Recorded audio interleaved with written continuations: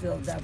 I remember being a kid out in school, and I'd come watch my uncle ride in the late 60s, early 60s.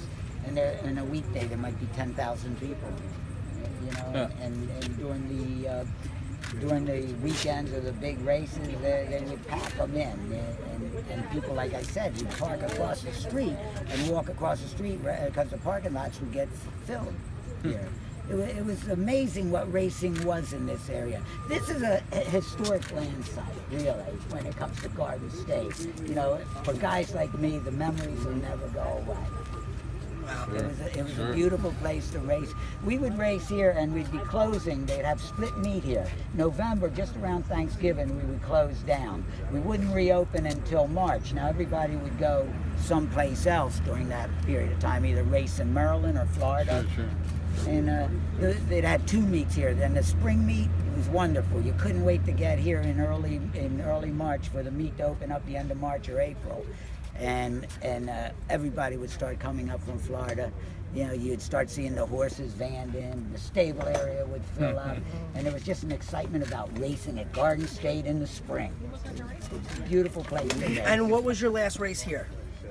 I rode, the last horse I rode here, in the new Garden State? Yeah, the new one. You know, I never took note of that. Okay. It's amazing how the old Garden State and the fire made such an impression on me. I could remember riding first brisk here, and that was the last race I rode in 77, but I can't tell you who the last race was in 2000. Oh wow, okay. And you still racing at Parks? Yeah, I rode rode. Harris too. I'm retired, reluctantly. I love racing, and I stay in good shape, and I go to gym and work out, but there's nothing like working out on a thoroughbred. You know, working out in the gym might keep the body fit, doesn't do much for the mind. Getting on one of these beautiful animals, these gorgeous animals, does so much for the head and the body. You told me you've been on over 100,000 horses? I've been on, if you rode 33,000 races and then you rode for 40 years, you'd have to understand that everybody gets on these horses in the morning during their training. Some runners get on 4, 5, 6, maybe 10. You know? So I couldn't even calculate the number of what it would be, and you understand that.